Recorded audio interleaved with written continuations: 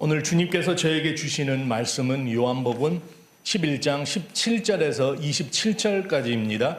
요한복음 11장에서 17절에서 27절 한 절씩 교독하고 마지막 절 27절은 다 같이 합독하시겠습니다. 예수께서 와서 보시니 나사로가 무덤에 있는지 이미 나흘이라. 많은 유대인이 마리다와 마리아에게 그 오라비의 일로 위문하러 왔더니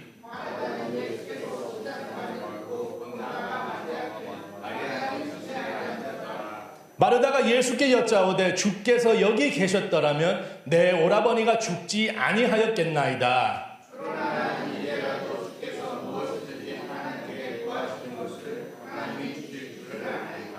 예수께서 이르시되 내 오라비가 다시 살아나리라.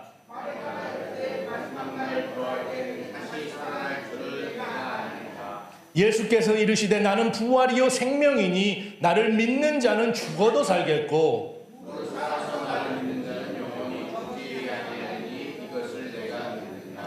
이르되 주여 그러하오이다. 주는 그리스도시여 세상에 오시는 하나님의 아들인 줄을 내가 믿나이다. 아멘. 사랑과 은혜가 많으신 하나님 아버지 감사합니다.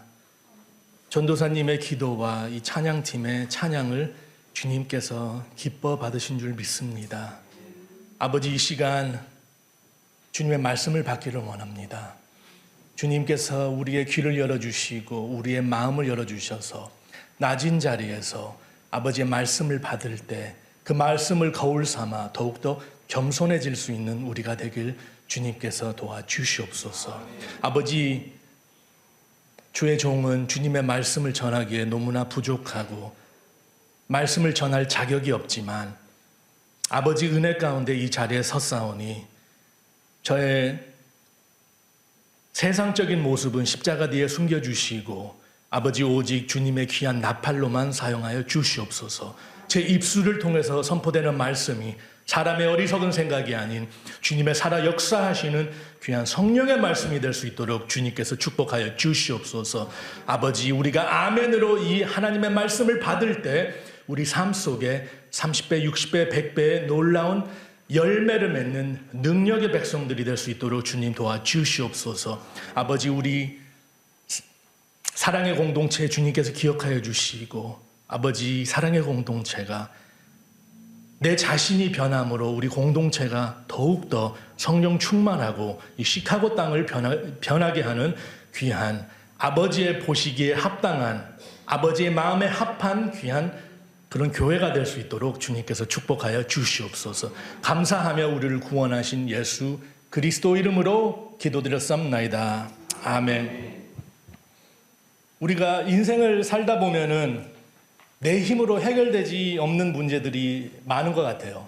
어렸을 때는 몰랐는데 어렸을 때 뭐 하면 되지, 뭐 실수해도 되고 하는데 나이가 들면 들수록 문제들은 내가 해결할 수 있는 그런 문제들이 많아요. 뭐 자녀 문제도 되고 건강 문제, 뭐 경제적인 문제, 또 사람들 간의 그런 문제들이 있습니다. 우리가 아무리 노력하고 우리의 지혜로 해결하려고 발버둥을 쳐도 도무지 풀리지 않는 문제들이 있습니다. 그럴 때 믿지 않는 자들은 뭐라 그러죠? 팔자 타령을 많이 하는 것 같아요. 믿지 않는 자들은 삶이 힘들면 내 팔자가 이렇게 사나워서 저런 사람을 만나가지고 내가 이렇게 됐어. 네. 그러잖아요. 믿지 않는 사람들. 가끔씩 믿는 사람들도 그러는 것 같아요.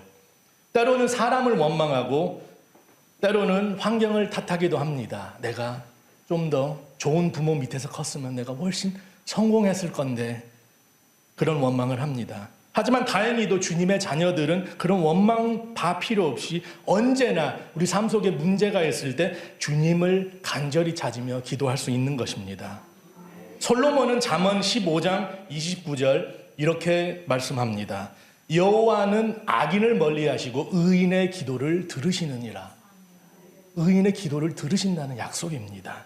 그리고 베드로는 베드로전서 3장 12절에 이런 고백을 합니다. 여호와는 악인을 멀리하시고 의인의 기도를 들으시느니라. 솔로몬과 같은 고백입니다. 의인은 누구예요? 의인이 누구예요?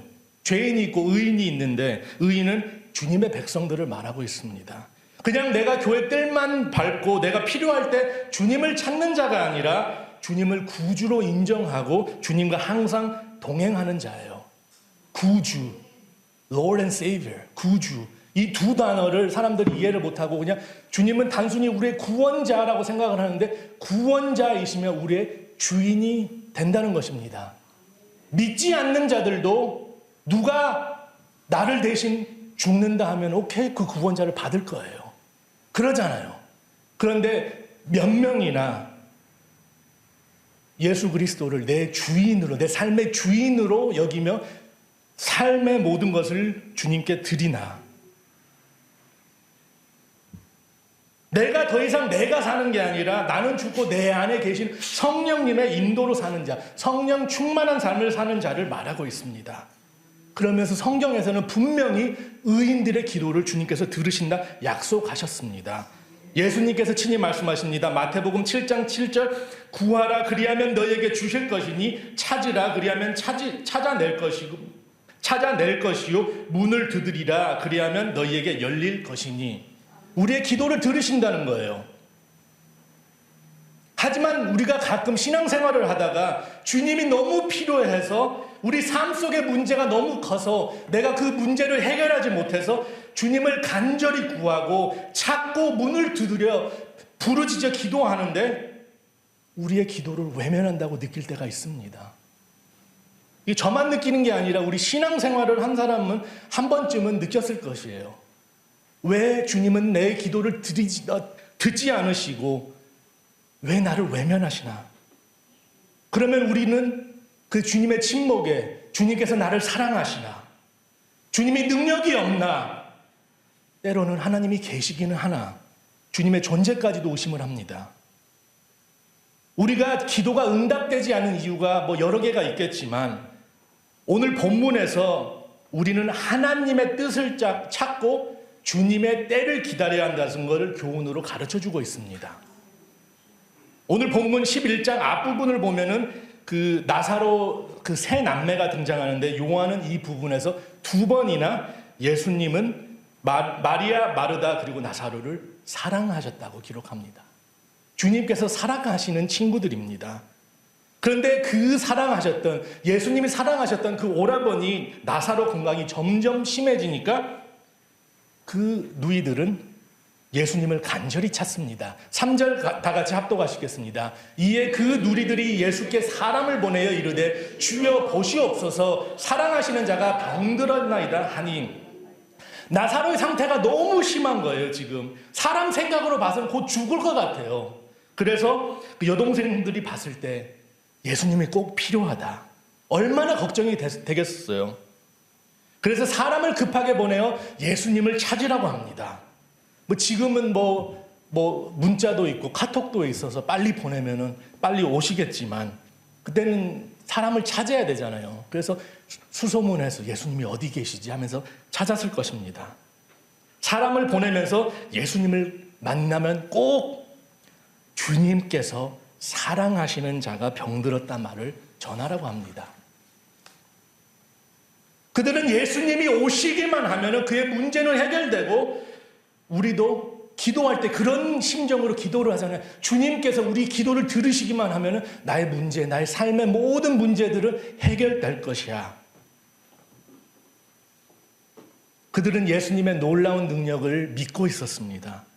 그 절박한 심정으로 나사로가 아프다는 소식을 예수님께 전합니다. 그들은 분명히 그들의 걱정은 예수님이 안 오시는 게가 아니라 주님 오실 때까지만 우리 오빠 나사로가 살아있기만 한다면 주님이 오셔서 그 병을 치유해 줄 거야. 그런 걱정을 했을 것이에요. 우리 주위에 환자가 있거나 노부모님이 계시면은 지금 마리아와 마르다의 심정을 조금이나마 공감할 수 있을 거예요. 저도 아버님께서 아프셔서 계속 이제 건강이 안 좋으셨는데 그래서 항상 오늘 본문을 읽으면서 그들의 심정을 제가 조금이나마 이해를 합니다. 그래서 그 사람을 보내서 예수님께 이 말씀을 전했습니다. 그런데 그 말씀을 전해두는 예수님께서는 너무나도 예상 밖의 대답을 합니다. 4절 보십니다. 예수께서 들으시고 이르시되 이 병은 죽을 병이 아니라 하나님의 영광을 위하며 하나님의 아들이 이로 말미암아 영광을 받게 하려 함이라 하시더라. 마리아와 마르다는 그 사람을 보내면서 사랑하는 나사로가 아프니까 예수님께서 빨리 달려오셔서 치유하기를 기도했지만 그렇게 기대를 했어요. 근데 주님께서 이 말씀만 하시고 이틀 동안에 그곳에 머무르 계십니다. 한국 성경에는 오리라고 하는데 그게 한 2마일 정도 되는 거리라고 합니다. 그 시대면 아무리 산이 있어도 아무리 길어도 반나절이면 오고 몇 시간이면 갈 수 있는 거리인데 이틀 동안 예수님께서 가만히 계십니다. 성경에선 나오지 않지만 예수님을 찾아왔던 자가 마리아와 마르다에게 다시 돌아가서 이 얘기를 전해줬겠죠. 그 마리아와 마르다는 보냈던 그 자가 돌아올 때 얼마나 기뻤겠어요. 예수님이 드디어 오셨겠구나. 우리 오빠 나사로는 이제 살아날 거야. 그 기대를 했는데 예수님은 안 계시고 혼자만 오는 거예요. 그러면서 그 자는 그러죠. 예수님께서 걱정할 필요 없대. 나사로의 병은 죽을 병이 아니라 하나님의 영광, 하나님의 아들의 영광을 위한 것이다 라고 말씀을 전합니다. 그런데 얼마 지나지 않아 나사로는 죽고 예수님은 나타나지 않으셨습니다. 마리아와 마르다는 그 사랑하는 오라버니 나사로가 아팠을 때 예수님을 간절히 찾았습니다. 사람 힘으로는 불가능해도 예수님이 여기만 계신다면 한마디에 그 병이 치유되고 그 나사로는 바로 나았을 건데 예수님은 오지 않으셨습니다. 왜 예수님이 사랑하시는 자를 간절히 찾는데 외면하셨을까? 그들은 예수님이 하나님의 아들이다, 이스라엘 구원하러 오신 메시아라고 믿었습니다. 하지만 그들의 간절함은 응답받지 못했습니다. 전도서 3장 1절을 보면 솔로몬은 이렇게 고백을 합니다. 범사에 기한이 있고 천하만사에 다 때가 있다고 기록하고 있습니다. 하나님은 단지 계획만 세우고 계신 것이 아니라 하나님의 계획에는 정확한 시간표가 있다는 것입니다.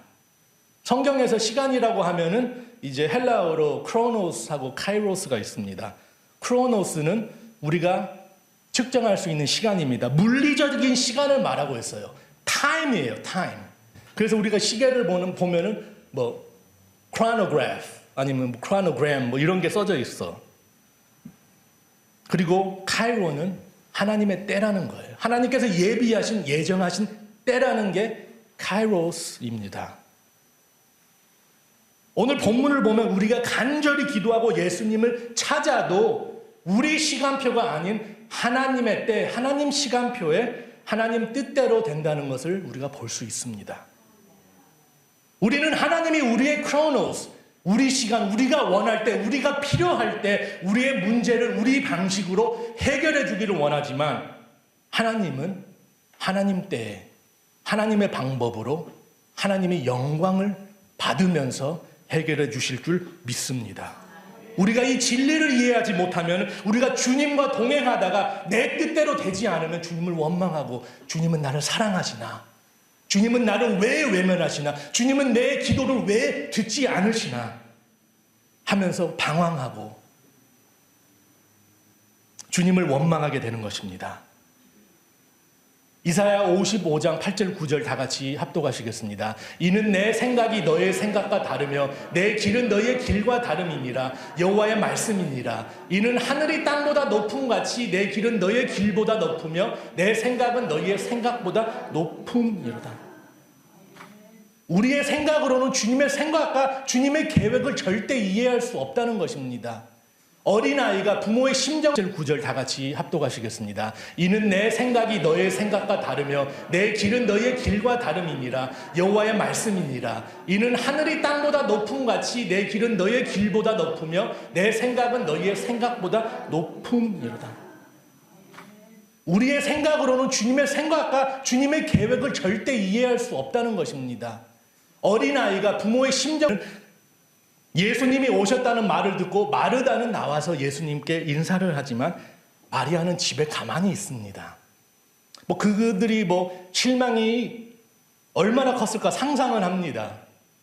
마리아가 슬퍼서 집에 있었는지 아니면 나 주님 보기 싫어, 그 섭섭함에 그 배신감을 느끼며 집에 가만히 있었는지는 모르지만 그래도 마르다는 나가서 예수님께 믿음을 보입니다. 21절 다 같이 보시겠습니다. 마르다가 예수께 여짜오되 주께서 여기 계셨더라면 내 오라버지가 죽지 아니하였겠나이다. 원망이 섞인 믿음의 고백입니다. 지금이라도 주님께서 오셔서 감사합니다. 주님은 우리의 메시아예요. 하나님의 아들이요. 그 고백이 아닌 당신은 기적을 행하는 주님입니다. 당신은 하나님의 아들입니다. 우리의 메시아입니다. 하지만 우리가 주님을 간절히 찾았을 때, 우리가 주님이 가장 필요했을 때 주님은 오시지 않아서 우리가 사랑하는 우리 오라버니 나사로가 죽었다는 것입니다. 하지만 주님께서 내 기도를 들으셨다면 오라버니는 살았을 것인데 마르다는 그 감정을 그대로 예수님께 표현하고 있습니다. 예수님께서는 나사로와 마리아와 마르다를 사랑하기 때문에 그 사랑하는 친구가 아팠다고 했을 때 분명히 동정심을 느꼈을 것입니다.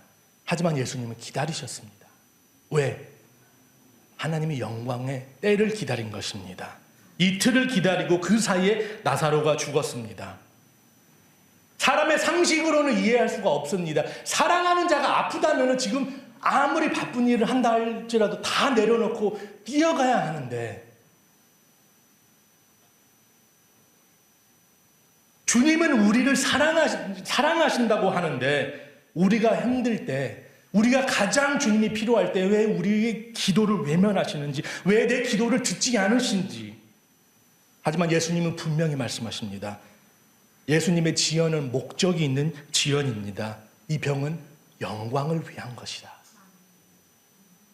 우리 인생을 돌아보면 우리 계획대로 되는 게 아무것도 없어요. 내가 원하는 시간에 내가 원하는 때 이루어지는 게 아무것도 없어요.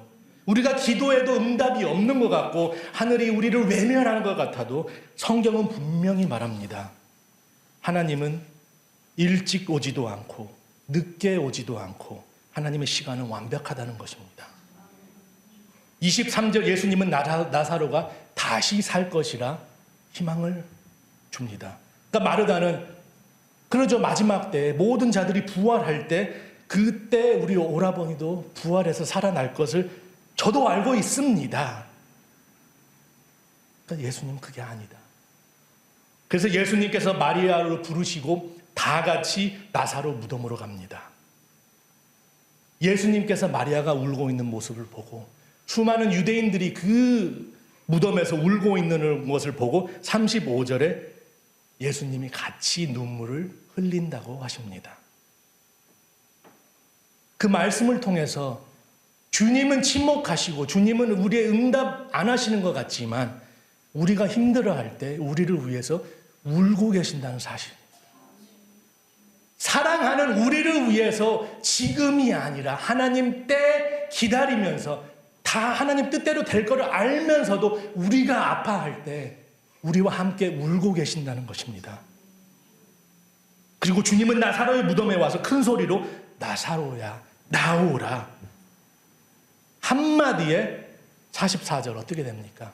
죽은 자가 수족을 배로 동인 채 나오는데 그 얼굴은 수건에 쌓였더라. 예수께서 이르시되 풀어놓아 다니게 하라 하시니라. 말씀으로 죽은 자를 살리셨습니다. 지연은 하나님이 나를 버린 게 아닙니다. 그분은 기적의 순간에 하나님 때에 그의 뜻대로 되도록 준비하고 계신 것입니다. 나사로가 살아있을 때 예수님이 오셨다면 나사로의 병은 치유됐을 것입니다. 근데 지금 예수님은 나는 단순히 병만 치유하는 게 아니라 죽은 자도 살리는 하나님의 아들이라는 것을 선포하고 있는 줄 믿으시기 바랍니다. 죽고 나서 오셨기에 죽은 자가 살아나고 하나님의 영광이 드러나고 예수 그리스도가 육신으로 이 땅에 온 것을 하나님의 아들인 것을 증명한 것입니다. 예수님께서는 죽고 4일을 기다렸던 이유가 분명히 있습니다. 탈무드에도 나오는데 유대 문화는 사람이 죽으면 3일 동안 그 영이 시체를 떠나지 않고 시체를 맴돌다가 몸이 부패하기 시작하면은 이제 그 영을 떠난다고 합니다. 사흘이 지나고 나서. 그래서 그 탈무드라는 거기에 베라코드 18b에서 죽은 자의 영혼은 3일 동안 시체 위를 떠돌며 그 몸으로 돌아가며 하지만 부패를 보면 떠나간다. 만약 예수님이 나사로가 막 죽자마자 오셨다면 그 영이 떠난 게 아니고 거기에 있다가 다시 들어갔어. 살아났어. 기적이 아니야 라고 했을 것입니다. 그래서 예수님은 유대인들을 보여주기 위해서 나흘이라는 시간을 기다린 것입니다. 나사로가 죽은 지 나흘이라는 시간은 단순히 시간이 아니라 유대 백성들은 모든 인간적 희망이 완전히 사라진 상태를 말하고 있습니다. 마르다는 39절 이렇게 고백을 합니다. 주여 죽은 지 나흘이 되었으니 벌써 냄새가 나나이다.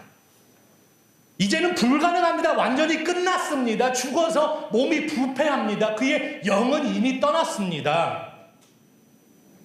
주님은 단순히 병을 고치는 자의 기적이 아니라 모든 인간의 희망과 소망이 없을 때 그 끝난 시점에서 나는 부활이요 생명이라 선포하는 주님인 줄 믿으시기 바랍니다. 죽음의 권세도 극복하는 하나님의 아들인 것을 보여주셨습니다. 사람이 끝났다고 할 때 하나님은 이제 시작이다 말씀하십니다. 시편 46편 10절에 너희는 가만히 있어 뭐라 그러죠? 내가 하나님 됨을 볼지어다.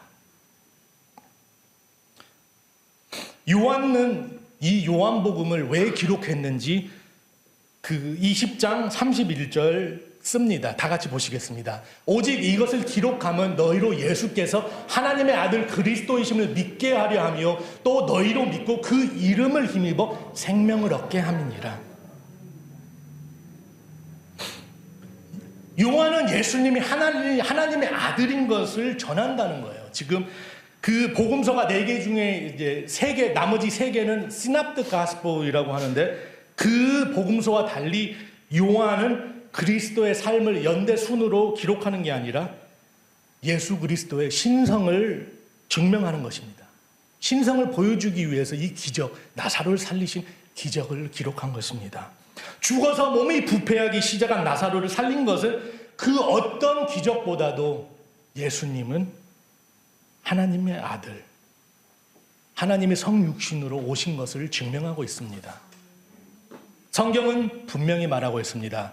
하나님의 정하신 때가 있다. 그 때가 오면 그 누구도 그 어떤 상황도 심지어 죽음의 권세마저도 막을 수 없다는 것입니다. 그리고 이 기적이 베다니에서 일어난 것을 하나님의 계획입니다. 베다니가 히브리어로 House of the Poor이라는 거예요. 하우스, 벳이 하우스, 그 하우스고 이제 포or인데 가난한 자의 집이라고 합니다. 우리 베데스다 교회는 뭐죠? House of Grace, 은혜의 집인데 우리 기도의 그 교회 이름이 별로 마음에 안 들었는데 베다니보다는 좀 나은 것 같아요. 그래도 은혜의 집이 가난한 자의 집보다는 나은 것 같은데 빈민가였을 거라고 추측을 하고 있습니다. 성경학자들은. 그리고 이제 베다니오니는 오늘 본문 말고도 또 한 곳이 더 나오는데 그곳과 이제 다른데 지리적으로 이 베단이라는 도시가 그 마을이 중요한 게 예루살렘의 약 2마일 3km 정도 올리브산 동쪽에 있습니다. 근데 예수님 당시 유대인들이 그 절기 3대 절기에 예루살렘으로 그 순례, 성전으로 순례를 왔는데 유월절 오고 오순절 오고 초막절 이렇게 3번 왔어요. 봄, 여름, 가을 이렇게 3번 왔는데 순례자들은 보통 갈 때 요르단 계곡을 따라서 여리고를 지나 예루살렘으로 올라가는데 그 마지막 들리는 마을들이 휴식을 취하고 가는 마을들이 여리고, 베다니, 올리브산 그리고 예루살렘 순이었다는 거예요. 베다니는 예루살렘으로 순례하는 모든 자들이 들려야 했던 아주 중요한 마을이었어요. 그리고 동부나 북부 지역에서도 예루살렘에 갈 때는 사마리아 땅으로 오지 않고 또 요단강을 돌아와서 남쪽에서 똑같은 방향으로 갑니다. 수많은 유대인들은 지금 예수님이 기적을 행한 것을 보고 듣고 알고 있습니다. 하지만 이제는 베다니 나사로 살리신 그 기적을 모든 자들이 예수 그리스도가 죽은 나사로를 사흘 뒤에 몸이 부패했을 때 살리셨다는 사실을 선포하는 게 하나님의 계획이셨다는 것입니다. 주님은 나사로와 그 여동생들을 사랑하여 그들이 힘들어하는 것을 마음 아파하고 눈물을 흘렸지만 하나님의 뜻, 하나님의 때를 기다리고 계셨다는 것입니다. 이 그림이 상당히 유명한 그림인데 1831년 프레드릭 모리츠라는 독일 화가가 그린 작품인데 원래 그 프랑스 파리의 루브르 뮤지엄에 전시됐었는데 지금은 1999년에 이제 옥션에서 팔렸다고 하는데 지금은 개인 소유인데 근데 이 작품이 하도 유명해서 이제 카피해서 이제 대중에도 판매가 되는데 제목은 체크메이트라는 거예요. 체스에서 체크메이트 하면 뭐죠? 끝났다. 게임은 끝났다라는 것입니다. 그래서 이 지금 남자와 젊은 남자가 사탄과 지금 자기 영혼을 놓고 체스를 한다고 합니다. 그런데 지금 남자 차례가 왔는데 어떤 수를 두더라도 패배를 피할 수 없는 절망한 상황에 있는 거예요. 그래서 이 그림은 자신의 영혼을 사탄에게 빼앗긴 젊은이와 영혼을 빼앗은 사탄의 표정, 그거를 이제 그렸다고 하는데, 그런데 19세기 그 체스 챔피언이었던 폴 머피라는 자가 이 그림을 어디서 보게 됩니다. 그러면서 이 그림 나 좀 빌려줘 하면서 집에 가서 그림을 연구를 합니다. 그래서 체스판을 놓고 수를 둬보는 거예요. 근데 폴 머피는 마지막 수를 당하고 패배 직전이라는 화가의 주장과는 달리 이 그림을 보고 It's not over. 아직 끝난 게 아니었다라는 말을 합니다. 악마는 이미 웃으면서 checkmate, it's over, 끝났다라고 하지만 폴 머피는 수많은 수를 놓으면서 왕이 움직이면 된다는 말을 합니다. 혼자로 체스판을 연구했을 때 수많은 수를 놓았을 때 언젠가는 끝에 가서 패배를 했지만 왕이 움직였을 때 이기는 패가 나왔다는 거예요. 우리가 할 수 있는 게 아무것도 없고 우리가 절망 속에 있더라도 만왕의 왕이신 우리 예수 그리스도가 움직일 때 모든 문제들이 해결될 줄 믿습니다. 우리의 절망을 소망으로 바꾸고 승리로 이끄실 줄 믿습니다. It's not over. 사람들이 다 비웃고 It's over. 끝났다 할 때 왕이 아직 안 움직였다. 고백하는 여러분이 되길 주님의 이름으로 축원드립니다. 우리 눈물 속에서 주님은 우리를 외면하는 게 아니라 우리와 함께 울고 계십니다. 죽음 앞에서도 주님을 끝이 아니라 부활을 선포하셨습니다. 우리가 하나님 때를 기다릴 때 너희는 가만히 있어 내가 하나님 됨을 볼지어다. 그 약속처럼 우리의 힘으로 아무것도 할 수 없는 상황에서 하나님의 뜻을 찾으며 하나님의 때를 기다릴 때 주님의 놀라운 능력을 체험할 줄 믿습니다. 이스라엘 백성들이 400년 동안에 애굽에서 노예 생활을 하고 출애굽을 드디어 했습니다. 하나님께서 애굽에 10가지 재앙을 허락하시고 이제 드디어 자유를 허락해서 가나안 땅으로 하나님께서 약속하신 가나안 땅으로 향하고 있는데 무슨 문제가 있어요? 그들이 가고 있는데 그 앞에 홍해라는 어마어마한 게 앞에 가로막고 있습니다. 뒤를 보니까 뒤에는 바로의 군대와 병거들이 쫓아오고 있습니다. 앞은 끝없는 바다가 있고 양옆은 험한 산과 지금 절벽이 있고 뒤에는 그를 죽이려고 오는 그런 군대가 있습니다. 앞뒤로 다 막히고 하늘을 보는데 하나님께서 침묵하십니다. 사람 눈으로, 사람 생각으로는 절망입니다. 더 이상 소망이 없습니다. 그래서 그들은 모세를 원망하기 시작합니다. 우리를 왜 이 광야까지 와서 죽게 하느냐? 그들은 하나님의 능력을 보면서 출애굽을 했고 자유를 얻었지만 그들의 믿음은 현실이라는 벽 앞에서 무너집니다. 수많은 자들이 주님의 사랑을 느끼고 주님의 은밀한 만남이 있었지만 현실이라는 소망이 없는 현실이 벽 앞에 있을 때 무너지는 것을 우리가 볼 수 있습니다. 근데 모세는 달랐어요. 사람의 생각을 멈추고 하나님만 바라봤습니다. 그때 하나님이 말씀하십니다. 너희는 두려워하지 말고 가만히 서서 여호와께서 오늘 너희를 위하여 행하신 구원을 보라.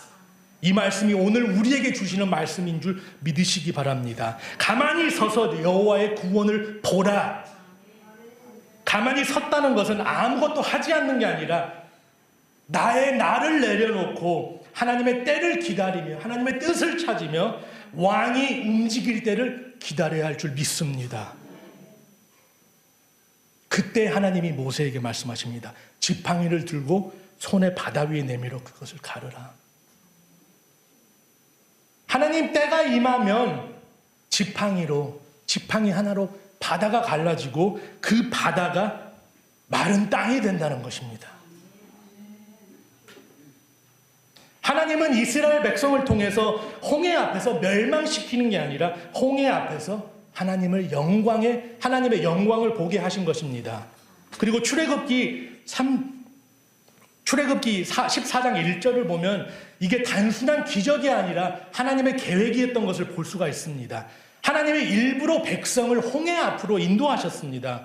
출애굽기 14장 1절을 다 같이 보시겠습니다. 이스라엘 자손에게 명령하여 돌이켜 바다와 밋돌 사이에 비하이옷 앞 곧 바알스본 맞은편 바닷가에 장막을 치게 하라.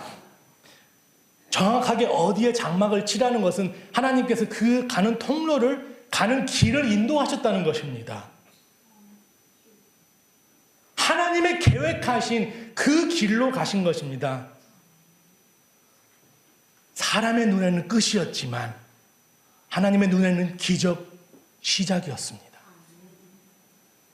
이스라엘 백성 눈에겐 절망이었지만 하나님은 너희가 내가 하나님됨을 볼지어다라는 하나님의 놀라운 선포인 줄 믿으시기 바랍니다. 바로의 군대가 아무리 강하고 그의 병거가 아무리 많아도 하나님 때가 임하면 그들은 바닷속에 다 빠져서 사라집니다. 하나님의 때는 언제나 하나님의 승리와 주님의 영광으로 마무리될 줄 믿습니다. 오늘 본문 요한복음 11장 무덤 앞에서 사람들은 절망하며 다 울고 있습니다. 이제 끝났다. 그러나 예수님께서 말씀하십니다. 아직 왕이 움직이지 않았다. 이제 시작이다. 그분이 움직이는 순간 죽음은 생명으로, 절망은 소망으로, 눈물은 감사와 찬양으로 바뀔 줄 믿습니다.